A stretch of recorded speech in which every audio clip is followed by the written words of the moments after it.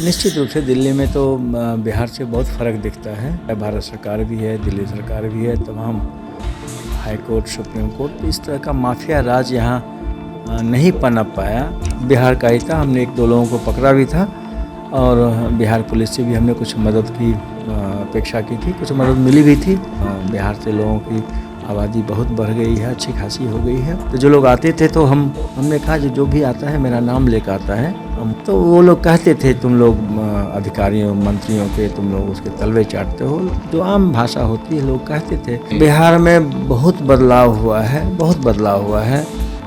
सबसे दुर्भाग्य की बात है बिहार से पलायन बहुत हुआ है। वर्चस्व है, मेरी समझ से बहुत ज़्यादा वर्चस्व है और उसी की वजह से शिक्षा को मैं कहूँगा जो डिलिबरेटली उसको नेग्लेक्ट किया गया है।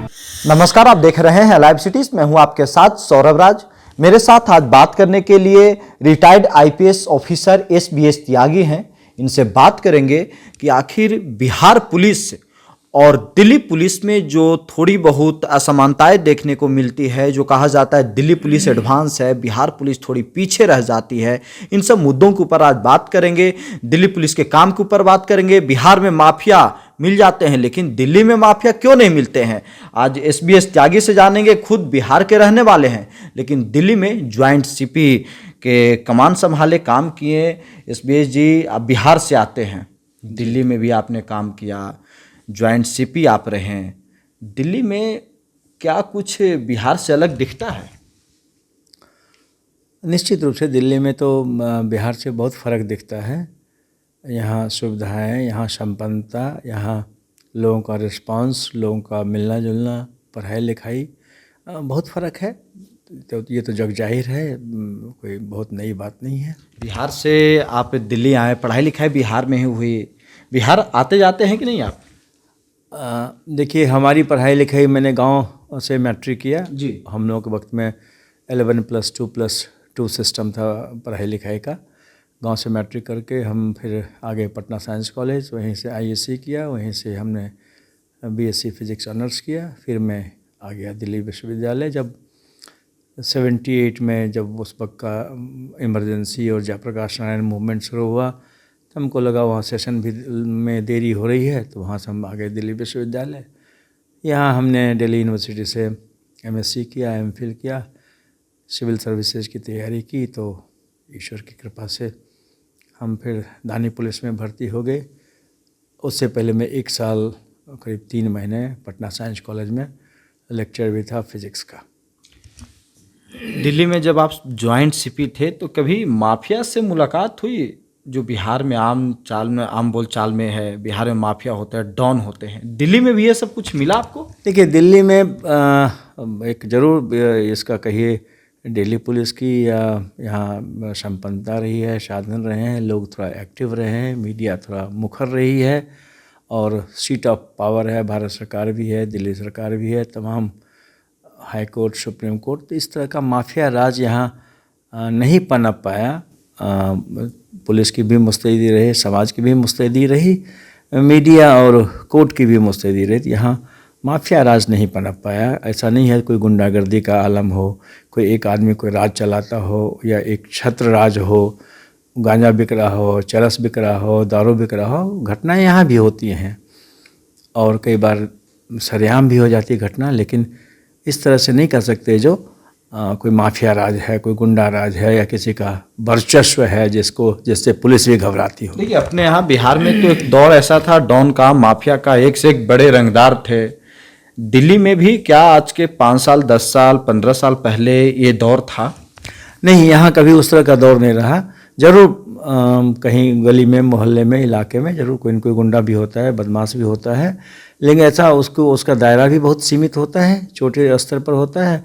और फिर जो ही नज़र में आता है, पुलिस की नज़र में आता है, सीनियर अफसर के संज्ञान में आता है, तो उस पर कार्रवाई भी त्वरित होती है, जल्दी कार्रवाई होती है। उसको बहुत पनपने नहीं दिया जाता या उसका पंख नहीं बहुत फैल जाता जो पूरे राज्य में, पूरे ज़िले में या पूरे इलाके में उसकी दहशत हो। कभी बड़े क्रिमिनल से पाला पड़ा आपको? देखिए, इस तरह का क्रिमिनल से क्योंकि मैं शुरू में मैंने नौकरी शुरू की तो उस वक्त हम लोग का रूरल बेल्ट था। मैं एसीपी कैंप भी था, एसीपी नरेला भी था, जो कि हरियाणा बॉर्डर्स लगता है, तो वहाँ के क्रिमिनल से पाला पड़ा। लेकिन उस तरह का क्रिमिनल नहीं था जिससे कि कहीं आपको फायरिंग की ज़रूरत पड़े, कहीं आपको गोली बारूद की ज़रूरत पड़े। कहीं डकैती भी हो जाती थी, चोरी भी होती थी, लेकिन फिर उसको इंटेलिजेंस डेवलप करके उसको पकड़ा भी जाता था। जब मैं क्राइम ब्रांच में था तो ज़रूर एक वक्त था जब कई गुंडागर्दी भी थी, मर्डर भी हो गया था, और फेमस मर्डर हुआ था, आपको ध्यान होगा। तो पोंटी चढ़ा का 2 भाइयों में आपस का झगड़ा हुआ, जो भी बंटवारा था पैसे को लेकर, तो उसकी तफ्तीश भी हमने की थी। कुछ जो अपेरेंटली गण्यमान व्यक्ति थे, मिनिस्टर ऑफ स्टेट का दर्जा था, उनको भी हमने गिरफ्तार किया था। यूपी पुलिस के एक सिपाही को भी गिरफ्तार किया था। तो हम नहीं कह सकते हैं इस तरह से जो कहीं कोई पाला जरूर पड़ा, चूँकि बड़े आदमी थे, उनको हाथ डालना बहुत आसान नहीं था।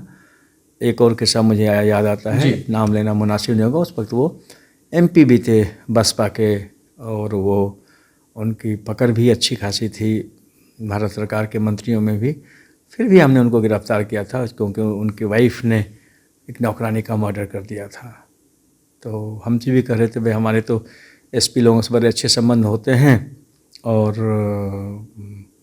वो नेता उत्तर प्रदेश के नेता थे। वो बहुत अपने इलाके के जरूर माने जाते थे, डॉन माने जाते थे। लेकिन हम लोगों ने गिरफ्तार किया, हम लोगों को कोई बहुत ज़्यादा परेशानी नहीं हुई, गिरफ्तार करने में भी बहुत कोई हिचक नहीं हुई।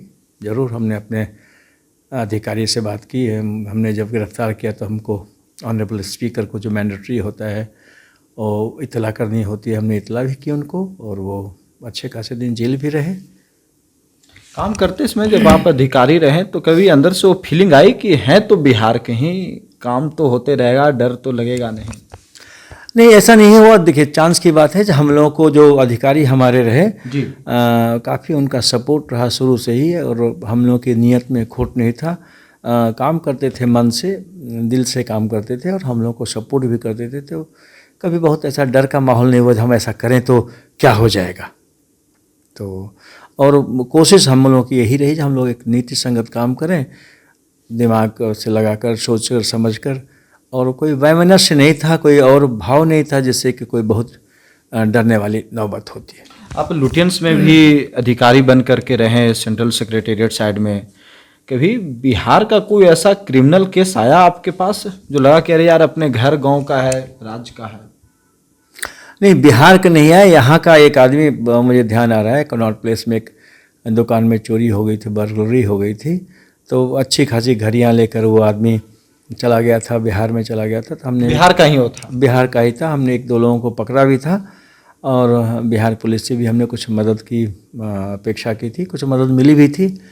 पूरी रिकवरी नहीं हो पाई थी, लेकिन वो एक बर्गलरी की घटना थी जिसमें कि रात को शटर तोड़कर वो अच्छी खासी घड़ी ले गया। तो जो चोरी किया उससे मुलाकात हुई थी कि नहीं आपकी? मुलाकात हुई थी, चूँकि हम लोग एक ही आदमी को पकड़ पाए थे, फिर उसका पूरा गिरोह नहीं पकड़ा जा सका था, वो लोग सब नेपाल भाग गया था। तो बात हुई, लेकिन कहीं न कहीं उसका एक सूत्र होता है, उसको जानकारी थी इस दुकान में अच्छी घड़ियाँ होती हैं, कॉस्टली घड़ियाँ होती हैं, तो शटर तोड़ के वो चोरी कर गया। दिल्ली में जब आप अधिकारी रहे, एक IPS के पास पैरवी बहुत जगहों से आती है, कभी बिहार से पैरवी आया कि नहीं दिल्ली में? देखिए, बिहार से किसी बड़े अधिकारी का पैरवी नहीं आया, लेकिन ज़रूर हमें बिहार के यहाँ बहुत लोग थे। जब हम लोग शुरू में आए थे तो उसमें बिहार के बहुत लोग नहीं थे, लेकिन बिहार के हर तबके के लोग से हमारी मुलाकात होती थी। कभी किसी को किसी इलाके में कोई मकान मालिक तंग करता है, कभी किसी को कोई आदमी किसी फैक्ट्री में काम कर रहा है, उसको फैक्ट्री मालिक तंग करता है। तो हर तबके के मोटे तौर पर से हम लोगों की मुलाकात होती थी। कोशिश करते थे हम समस्या का समाधान करें, कंसर्न SHO से बात करके, कंसर्न अधिकारी से बात करके, जो क्यों परेशान कर रहे हो उनको। मुझे एक घटना याद आ रही है, जब मैं DCP राष्ट्रपति भवन था, तो बहुत सारे राष्ट्रपति भवन का गेट तो मेन बिल्डिंग से आगे होता, ऑलमोस्ट 1 किलोमीटर आगे होता है। तो हम लोग की पुलिस भी होती थी। तो वहाँ कोई आदमी बगैर वहाँ अपॉइंटमेंट के तो कोई जा नहीं सकता राष्ट्रपति भवन।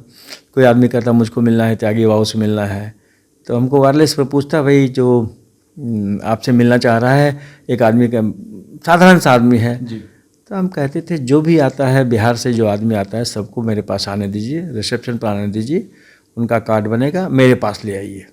बिहार से जो आ रहा है उसको आने दीजिए। हम जरूर कहते, जो मेरा नाम लेके जो आ रहा है ना, अमूमन बिहार से ही लोग आते थे, बाकी तो हमको लोग जानते नहीं थे। कोई आ जाता था, कभी कोई मंडी में काम कर रहा है, कहीं कोई फैक्ट्री में काम कर रहा है, किसी को कोई परेशान कर रहा है, कोई स्टूडेंट है यहाँ।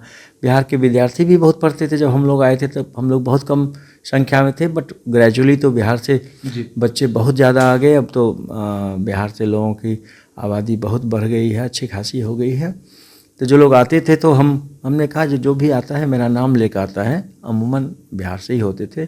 और किसी जाति के, किसी समाज के हम लोगों को नहीं फ़र्क पड़ता। हम लोग यहाँ आए हैं। कभी कभी दिल्ली में गाली पड़ी कि नहीं कि बिहारी अधिकारी हैं? नहीं, हमको डायरेक्टली दे देखे। पुलिस को तो गाली लोग देते ही हैं। हमको कहते थे, खास करके जब 2013-14 का निर्भया के बाद में डीसीपी नई दिल्ली था, तो रोज़ आम आदमी का, रोज़ बीजेपी का रोज़ धरना प्रदर्शन होता था। तो वो लोग कहते थे, तुम लोग अधिकारियों मंत्रियों के, तुम लोग उसके तलवे चाटते हो। जो आम भाषा होती है, लोग कहते थे तुम लोग चोर हो। तो ऑब्वियसली हम लोग इसको सुनते भी थे, लेकिन चूँकि प्रदर्शनकारी हैं, विरोध कर रहे हैं, कभी 2G स्कैम में कभी करते थे, कभी कोलगेट में, कभी कुछ, तो हम लोग उसको अमूमन नज़रअंदाज करते थे। और लॉ एंड ऑर्डर हैंडल करने के लिए जो हम लोगों को मुनासिब कार्रवाई होती थी, बैरिकेडिंग करना, टीयर गैसिंग करना, लाठीचार्ज करना, ग्रेजुअली उसको जब जहाँ जैसी ज़रूरत होती थी हम लोग करते थे। आप बिहार के बेगूसराय से आप हुए हैं जी। कौन सा गांव हुआ आपका? मेरा गांव महेंद्रपुर है। SBS त्यागी कहाँ से नाम में आपका जुड़ गया? देखिए, पिताजी का या मतलब घर में नहीं, हम लोग का, मेरे ख्याल से, मेरी जानकारी में अभी तक बिहार का मैं ही इकलौता हूँ जो कि त्यागी लिखता हूँ। मैं बेगूसराय से हूँ जी। और 73 में जब हम लोग मैट्रिक की परीक्षा का फॉर्म भर रहे थे तो 73 में 1973 में 73 में जी, ऑलमोस्ट इस चीज़ को 51वां साल है। तो हम जब फॉर्म भर रहे थे तो हम लोगों ने उस वक्त लगा बहुत जातिवाद बहुत मुखर हो रहा था, तो हम लोगों का लगा जाति छुपाएं कैसे। तो उस वक्त हमने त्यागी टाइटल। जाति छुपाना क्यों पड़ा? छुपाना, चूँकि जाति के बेसिस पर बड़ा डिस्क्रिमिनेट किया जाता था। हम लोगों का परसेप्शन ऐसा था। अब तो ये बात हो ही रहा है, ये बात तो हो रही है ना, जाति के बेसिस बिहार पर तो काफ़ी डिस्क्रिमिनेशन में है भी जातिवाद। बिहार में मेरे ख्याल से बहुत ज़्यादा जातिवाद है। अब अगर खास करके जो एक विशेष समुदाय के लोग हैं उनको तो बहुत अच्छी, हमारे बहुत सारे मित्र थे बिहार काडर के IPS ऑफिसर, उनको तो कोई अच्छी कायदे की पोस्टिंग ही नहीं मिली। उनको मजबूरन बिहार छोड़कर बाहर नौकरी करनी पड़ी, सेंट्रल डेपुटेशन पर।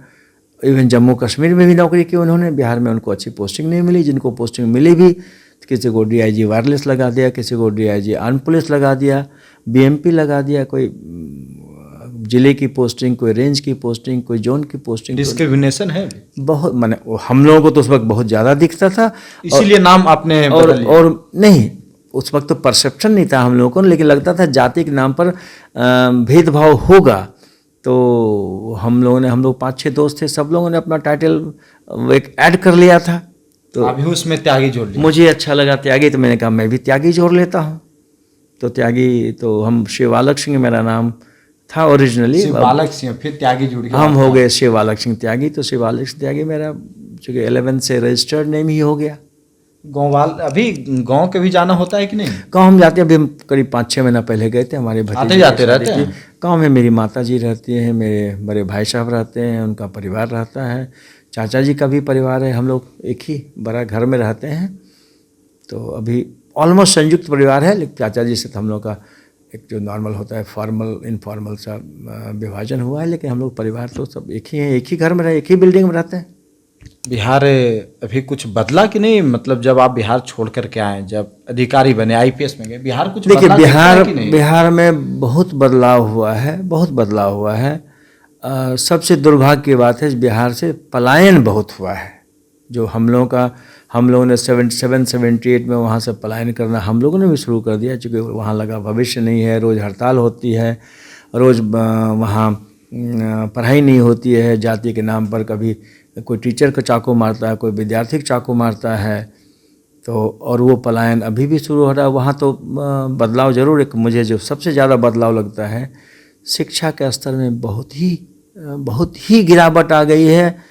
और मैं ये ज़रूर कहूँगा जो सिस्टमेटिकली एजुकेशन को बिहार में नेगलेक्ट किया गया, क्योंकि शायद उच्च वर्गीय या जो कहिए फॉरवर्ड क्लास के बच्चे ही पढ़ते थे, इसलिए उसको नेगलेक्ट। कभी Patna institute science college, Patna college का बड़ा नाम हुआ करता था शिक्षा जगत में। आज अब देखिए वहाँ आपको बहुत अच्छे विद्यार्थी नहीं मिलते, क्योंकि सब अच्छे बच्चे आ जाते हैं, अब समृद्ध भी हैं, सब दिल्ली आ जाते हैं पढ़ते।